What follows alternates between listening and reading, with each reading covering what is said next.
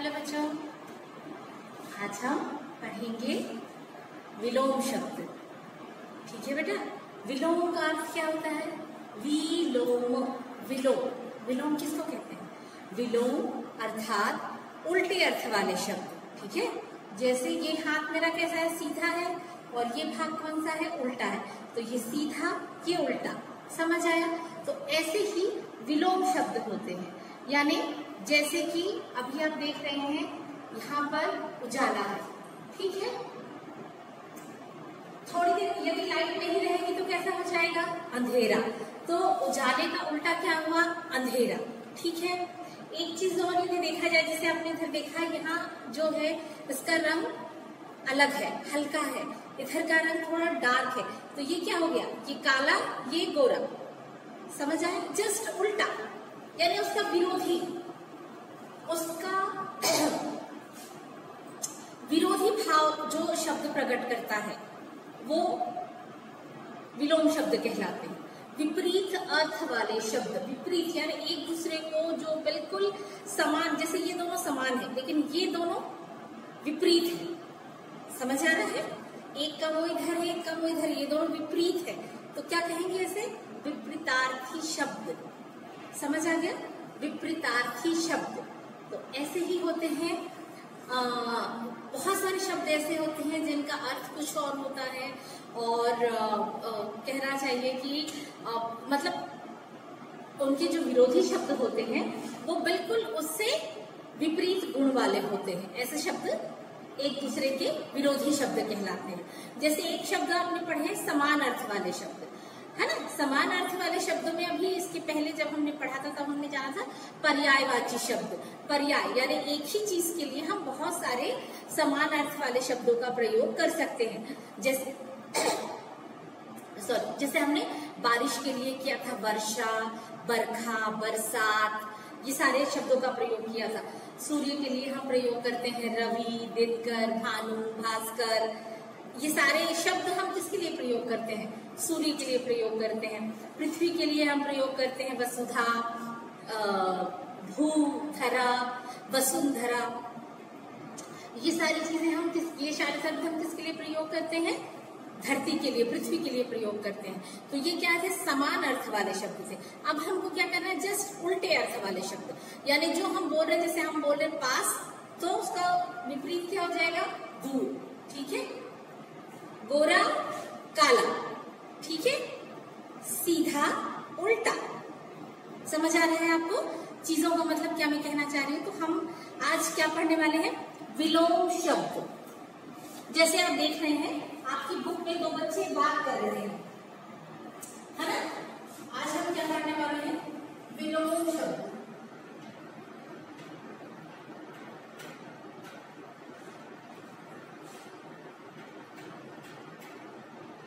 विलोम शब्द। अब इसमें एक चीज और बेटा, क्या चीज है वो? विलोम शब्द से हमने क्या जाना कि मैंने ये तो आपको बता दिया कि विलोम शब्द का मतलब होता है विपरीत अर्थ वाले शब्द, है ना। इनका क्या अर्थ होता है?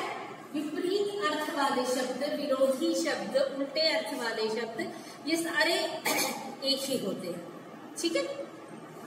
अब इनकी परिभाषा यदि हम लिखने जाए तो परिभाषा क्या होगी इसकी? क्या परिभाषा होगी इसकी? इसकी परिभाषा होगी ऐसे शब्द जो एक दूसरे के विपरीत या उल्टा अर्थ बताएं। क्या परिभाषा लिखेंगे हम? ऐसे शब्द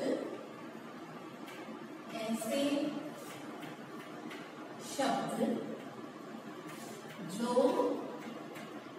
एक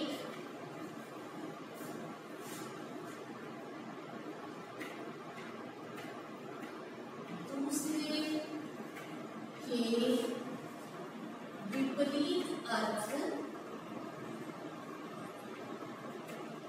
विपरीत या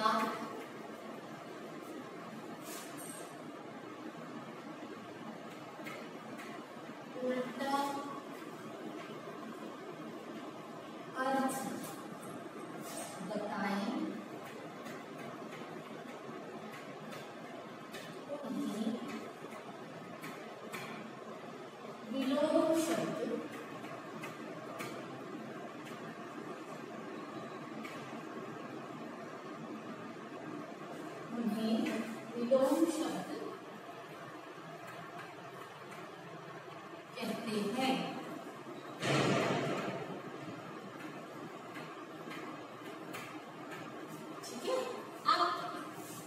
परिभाषा लिखने के बाद परिभाषा तभी पूर्ण होती है जब हम साथ में क्या देते हैं उसके, क्या देते हैं हम साथ में उसके, उदाहरण।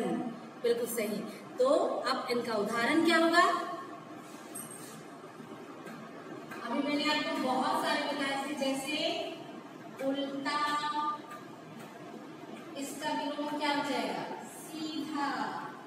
यहाँ शब्द नहीं आ रहा है तो मैं यहाँ लिख रही हूँ सीधा। उल्टा का विलोम क्या हो जाएगा?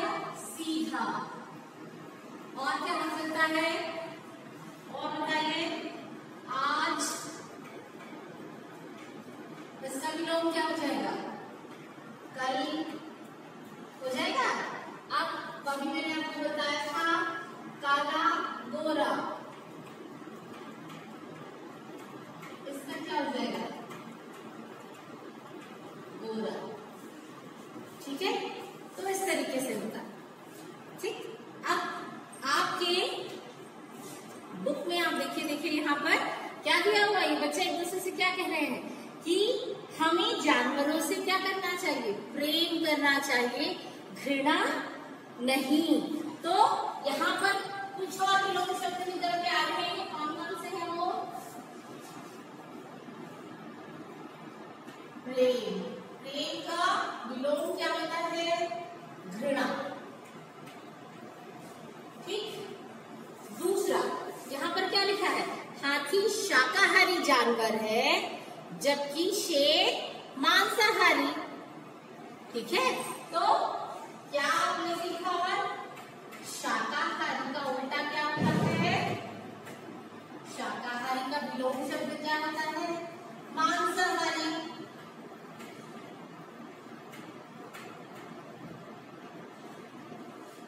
होता है ना? शाकाहारी का उल्टा क्या होता है? मांसाहारी। अब इसके अलावा और भी बहुत सारे शब्द हैं जो आपकी बुक में दिखाए गए हैं। तो चलिए कुछ और शब्द हम पढ़ते हैं। जैसे है सरल।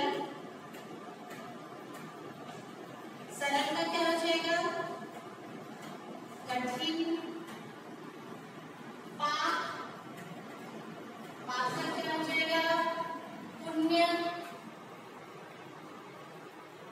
मौखिक।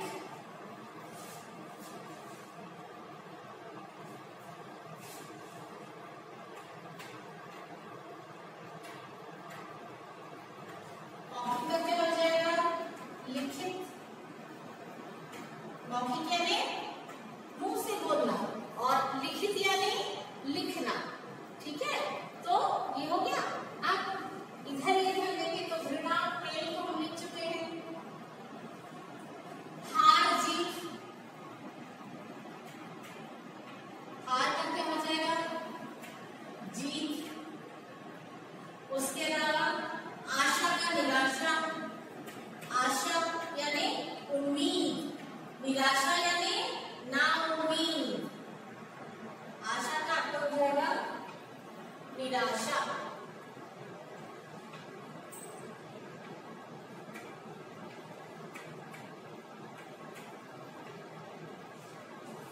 ठीक है, उसके बाद है बुराई का क्या होगा? भलाई।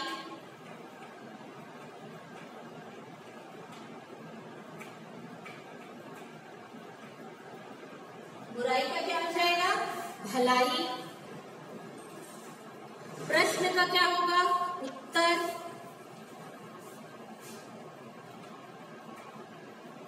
प्रश्न का क्या हो जाएगा? उत्तर। और आकाश का पाताल। आकाश का पाताल। आकाश किसे कहते हैं? जमीन से जो ऊपर है। और पाताल किसे कहते हैं? जमीन से जो नीचे है उसे कहते हैं पाताल। आकाश यानी जमीन से जो ऊपर है वो नीला नीला क्या कहलाता है? आकाश। ठीक है, और उसके अलावा यदि हम देखें आगे, सफल का असफल। सफल का क्या होता है?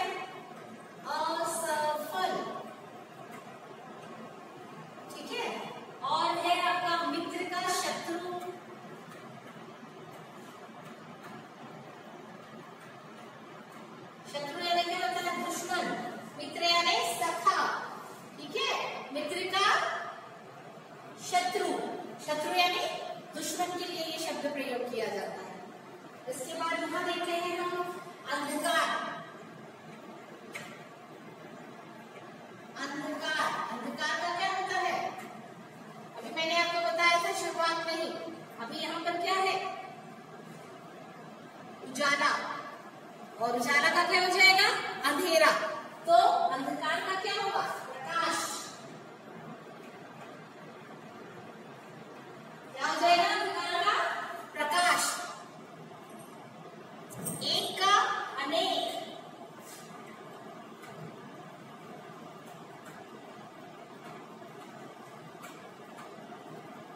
एक का क्या हो जाएगा?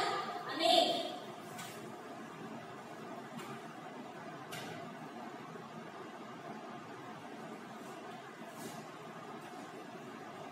और बीज का क्या हो जाएगा? बीज का क्या होगा? कायर। बीज का क्या हो जाएगा? कायर। बीज कौन होते हैं? सैनिक। और कायर कौन होते हैं? जो किसी भी मुसीबत का सामना नहीं कर पाते, वो क्या होते हैं? कायर होते हैं। ठीक है। गर्मी का क्या होगा? गर्मी, सर्दी। गर्मी का क्या होगा? सर्दी। दानी का क्या होगा? कंजूस। दानी का क्या होता है? कंजूस। ठीक है। जैसे दानी जो है, दानी मतलब ऐसा व्यक्ति जो कुछ भी चीज आपने यदि उससे मांगी या उसको लगता है कि उसकी जरूरत से अधिक है कोई चीज, तो वो बिल्कुल देने के लिए तैयार हो जाता है। लेकिन कंजूस व्यक्ति कैसा होता है कि उसके पास कितना भी सारा भरा हो, लेकिन उसको क्या लगता है कि नहीं, उसके पास कमी पड़ जाएगी और वो अपनी चीजें खुद के खाने के लिए तक उपयोग नहीं करता है। ऐसा होता है। इसी संदर्भ में मुझे एक कहानी याद आती है, मैं आपको सुनाती हूँ। एक बार अभी ये कहानी मैंने सुनी थी कहीं। एक बार क्या होता है कि एक व्यक्ति होता है, वो भगवान पे बहुत ज्यादा भरोसा करता है, हर चीज पे उसको भगवान पे भरोसा होता है, बहुत ज्यादा भरोसा होता है उसको भगवान पे। तो वो क्या करता है कि रोज वो एक वैद्य होता है और रोज सुबह वो भगवान की भक्ति करता था। लेकिन रोज सुबह जब वो लोगों का इलाज करने के लिए जाता है, अपने दवाखाने में जाता है, तो हर सुबह सबसे पहले जब वो अपने दवाखाने में जाता, भगवान का शुक्राना करता और भगवान से माफी मांगता कि भगवान मुझे माफ करना, मुझे आपकी भक्ति छोड़कर अपने परिवार को चलाने के लिए कुछ सामग्रियों की आवश्यकता है, जिस कारण मुझे ये कार्य करना पड़ रहा है। ठीक है। और उसका एक नियम था कि वो अपने लोगों से, मतलब उसके यहाँ जो लोग अपने उपचार के लिए आते थे, वो उनसे उतने ही पैसे लेता था जितने से उसकी आज की जरूरत पूरी हो जाती। ठीक है। और उसकी जो पत्नी थी, वो हमेशा चिट्ठियों में कुछ सामान लिख करके सुबह वो देती थी उनको। वो चिट्ठी ले जाकर वो पहले अपने दुकान के गल्ले में, करना चाहिए जहाँ पैसे वो जमा करके रखते हैं, वहां रख देते थे। सबसे पहले जाने के बाद भगवान की पूजा करते थे और पूजा करने के बाद में उस गल्ले में रखी हुई चिट्ठी को फिर पढ़ते थे और कहते थे कि भगवान ये आपके चरणों में यह आज की जो लिस्ट है वो अर्पित है। और ऐसा कहकर फिर वो अपने पास बैठ जाते थे और उसके बाद थोड़ी देर बाद वो उस चीज में से निकाल कर, मतलब एक अंदाजा लगाते थे कि कितना खर्च इन सामानों के लिए उनको चाहिए। और उसके बाद में वो फिर उस चीज को गले पे रख लेते थे, मैं इसे आपका आशीर्वाद समझ कर रख रहा हूँ करके। और उसके बाद जैसे ही मरीज आते थे तो उन मरीजों से वो पैसा अपने से नहीं मांगते थे, कुछ भी, जिसकी जितनी मर्जी होती थी वो इलाज के बाद उतना पैसा उनको देकर चला जाता था। वो गिनते भी नहीं थे, वो चुपचाप रखते थे। उसके जाने के बाद में फिर वो देखते थे, 3-4 मरीजों के जाने के बाद फिर वो देखते थे कि कितने पैसे आ गए। और यदि उनकी उस लिस्ट के हिसाब से, लिस्ट में जो सामान होता था, उस सामान के लिए, उस सामान को खरीदने के लिए उनके पास पैसे आ जाते, तो उसके बाद कोई भी इलाज का वो बिल्कुल भी पैसा नहीं लेते थे। ये वो हमेशा करते थे। एक बार क्या हुआ कि एक आदमी अचानक आया और एक बहुत बड़ी गाड़ी उनके वैद्यशाला के सामने उसके सामने रुकी, चिकित्सालय के सामने आप कह सकते हैं रुकी गाड़ी।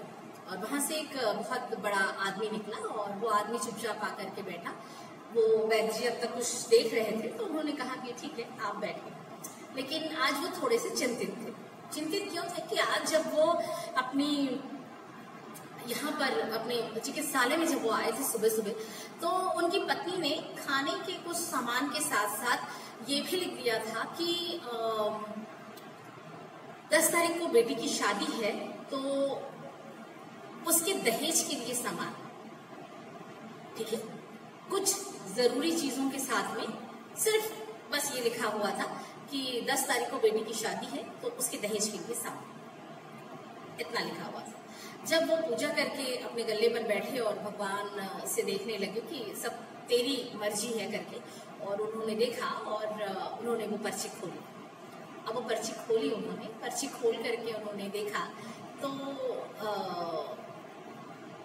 उसमें लिखा हुआ था जो सामान की बेटी की दहेज के लिए सामान, वो देखकर वो दंग रह गए। उन्हें समझ नहीं आ रहा था कि वो क्या करे, पर फिर उन्होंने जैसे तैसे अपनी भावनाओं पर काबू पाया, और काबू पाने के बाद उन्होंने उस चिट्ठी को रख दिया, कह दिया ये उसके सामने लिख दिया, खासकर ये भगवान का काम है। बाकी जो घर की जरूरत की चीजें थी वो अपने उन्होंने उसमें कर ली, और बाकी वहां पे लिख दिया कि ये भगवान की जिम्मेदारी है, ये है ना। ऐसा करके वो चिट को मोड़कर उन्होंने रख दी और अपनी चिकित्सा चालू कर। थोड़ी देर बाद वही गाड़ी आई जिसके बारे में मैंने जिक्र किया था, वो गाड़ी आई के दरवाजे पर रुकी और उसमें से एक सज्जन निकल कर आए, और अंदर आने के बाद उन्होंने कहा कि महाराज आप कैसे हैं? तो उन्होंने कहा जी मैं काफी अच्छा हूँ, आप बैठिए थोड़ी देर, मैं व्यस्त हूँ अभी, आपसे थोड़ी देर बाद मिलता हूँ। उन्होंने उनके जो पहले मरीज बैठे हुए थे उनका उन्होंने उपचार किया। उपचार करने के बाद में फिर उनसे मुखातिब हुए और उनसे कहा जी कहिए। तो उन्होंने कहा आपने शायद मुझे पहचाना नहीं। तो उन्होंने कहा जी हाँ मैंने वाकई आपको नहीं पहचाना। फिर उन्होंने ये सज्जन ने आगे कहना चालू किया कि मैंने कुछ सालों पहले की बात है, मैं यहाँ से अचानक गुजर रहा था तो एकदम आपके चिकित्सालय के सामने ही मेरी गाड़ी खराब हो गई थी, और ड्राइवर जो था मेरा, वो ड्राइवर क्या बोलते हैं गाड़ी बनवाने के लिए गया तो उसे बहुत ज्यादा समय लग गया। उस बीच आपने मुझे देखा तो आपने मुझसे कहा कि आप अंदर आके बैठ जाइए, और मैं आपके यहाँ चिकित्सालय में ही आकर मैं बैठ गया। और उस ड्राइवर को काफी देर हो गई वो गाड़ी बनवा कर लाने में, क्योंकि काफी दूर उसको जाना पड़ा था, और इस कारण उसको और कुछ सामान नहीं मिलने के कारण भी उसको बहुत देर हो गई थी। तो मैं काफी देर तक आपके पास बैठा रहा। उस समय मुझे याद है कि आपकी बच्ची भी उस दिन आपके साथ थी, और वो बार बार आपसे कह रही थी चलो ना बाबा, चलो ना बाबा, और आप बार बार उसे कह रहे थे हाँ बेटा बस थोड़ी देर में चलते हैं, बस थोड़ी देर में चलते हैं। और उसके बाद मुझे भी बहुत खराब लग रहा था, तो मैंने उत्सुकता बस यूं ही कि मैंने सोचा आप मेरे कारण बैठे हुए हैं, तो मैंने अनमने ढंग से बड़े ही कि मैं आपसे कोई दवाई ले लेता हूँ, ऐसा सोचकर मैंने उस वक्त आपसे एक अपनी चिंता जाहिर की। कहा महाराज मैं तो बहुत ज्यादा इधर उधर घूम चुका हूँ और मेरे पास भगवान की दया से किसी चीज की कमी नहीं है, लेकिन फिर भी कहते हैं ना कि एक कमी सारी पूर्तियों को कम कर देती है। तो मेरे जिंदगी में भी वही एक संतान की कमी है, जिसके कारण मेरी सारी अच्छाइयाँ या मेरे पास सब कुछ होने का भी कोई मतलब नहीं है अगर मेरे पास उस का उपयोग करने के लिए, उस धन का उपयोग करने के लिए संतान नहीं है। तो आपने कहा कि आपने बड़े ही शांत भाव से कहा कि देखिए आपको भगवान में आस्था रखनी चाहिए, और भगवान में आपको आस्था के साथ साथ ये भी है कि आप सिर्फ उन पर विश्वास रखिए। उनके दरबार में किसी चीज की मनाही नहीं होती है और वो सब कुछ कर सकते हैं। उनके ऊपर सिर्फ और सिर्फ आपको भरोसा रखना है। आप ऐसा कहते हुए कुछ दवाइयों की पुड़िया बना रहे थे और आपने उन दवाइयों को दिया, उनको खाने का तरीका बताया और कहा कि बस आप विश्वास रखिए, उसके घर देर है अंधेर नहीं, यदि वो चाहेगा तो आपकी झोली भर जाएगी। हम इंसान कुछ भी नहीं है उसके सामने, हम सिर्फ निमित्त मात्र हैं। निमित्त मात्र अर्थात हम सिर्फ उसका रास्ता है, जरिया है उस चीज को पूरा होने का। और उसके बाद उन्होंने वो पुड़िया दी उनको, और उसके बाद जब इन्होंने कुछ पैसे देने चाहे तो वैद्य जी ने नहीं लिए। अब क्यों नहीं लिए उन्होंने, तो उन्होंने कहा कि नहीं आज का खाता बंद हो चुका है। उनको समझ नहीं आया उन सज्जन को कि खाता बंद हो चुका है मतलब क्या। तो अब एक और मरीज जो बैठे हुए थे उन्होंने बताया कि वैद्य जी का रोज का जो खर्चा होता है उससे ज्यादा वो एक पैसा किसी से नहीं लेते, चाहे कोई कितना भी अमीर हो, चाहे कोई कितना भी गरीब। यदि अपनी स्वेच्छा से भी आप देना चाहते हैं तो वो उस दिन के खर्चे के पैसे से ज्यादा नहीं लेते हैं, और आज का उनका खर्चा जो उनकी पत्नी ने लिख कर दिया था वो चीज आज पूरी हो चुकी है तो उससे ज्यादा वो नहीं लेते। मुझे बड़ी वो चीज अजीब सी लगी, और मुझे लगा कि देखिए कितना निश्चल और कितना सादा मनुष्य है वह, और मैं हूं कि मैं कितनी अजीब तरीके से सोच रहा हूं इनके बारे में। ऐसा कहकर मैं वहां से बड़े अनमने ढंग से, बड़ा अजीब सी मेरी हालत थी और मैं चला गया वहां से। घर जाकर मैंने ये बात अपनी पत्नी को बताई। पत्नी ने कहा कि वह एक दिव्य पुरुष है और शायद भगवान उनके रूप में हमारी इच्छा पूरी करना चाहते हैं। तो उन्होंने जैसे कहा था, आपने जैसा हिदायत दी थी, वैद्य जी को कहा कि आपने जैसे हिदायत दी थी वैसे हमने उन गोलियों को खाया, और भगवान की दया से आज मेरे आंगन में 2 सुपुत्र हैं। तो ये आपकी ही कहना चाहिए, आपकी ही दुआ है कि आज मैं संतान का सुख भोग पा रहा हूँ। और इसी बीच उसके बाद मैं विदेश चला गया था तो वहां से आना नहीं हुआ मेरा। और यहाँ मेरी एक बहन रहती है, उसकी भतीजी मतलब उसकी बेटी है और उसकी शादी है। मैं जब भी उसकी शादी का सामान खरीदता, मुझे मेरी आंखों के सामने पता नहीं क्यों आपकी बेटी की वो तस्वीर याद आती, और मुझे लगता है जैसे भगवान मुझसे कह रहा हो कि मेरी वो भी तो एक बेटी है और मुझे उसके लिए भी सामान लेना है। तो जो मैंने अपने भतीजी के लिए सामान लिया वो सारा मैंने 2 जोड़ी लिया और 1 जोड़ी मैंने अपनी, और आज वही सामान आपको देने के लिए आया हूँ। और आज सीधा मैं विदेश से जैसे ही मैं यहाँ आया हूँ, मैं सीधा मेरी गाड़ी आपके दरवाजे पर आकर रुकी है। अब वैद्य जी इस बात को सुनकर इतने अचंभित हुए कि उन्होंने कहा कि भगवान तेरी लीला अपरंपार है। क्यों कहा उन्होंने ऐसा? उन्होंने ऐसा इसलिए कहा क्योंकि आज उनकी पत्नी ने क्या लिख कर दिया था, 10 तारीख को बेटी की शादी है, उसके दहेज का सामान। और वैद्य जी ने उसके सामने क्या लिखा हुआ था, भगवान का काम है, ये भगवान की जिम्मेदारी है, कहा था उन्होंने। तो उन्होंने उस पर्ची को दिखाते हुए कहा कि देखिए आज मेरी पर्ची में ये लिखा हुआ था मेरी पत्नी ने, और भगवान जैसे जानता था कि मेरी पत्नी क्या लिखने वाली है तो उन्होंने पहले से ही इसका इंतजाम करके रखा हुआ था। तो मैं इस कहानी के जरिए आपको बस इतना ही बताना चाहती हूँ कि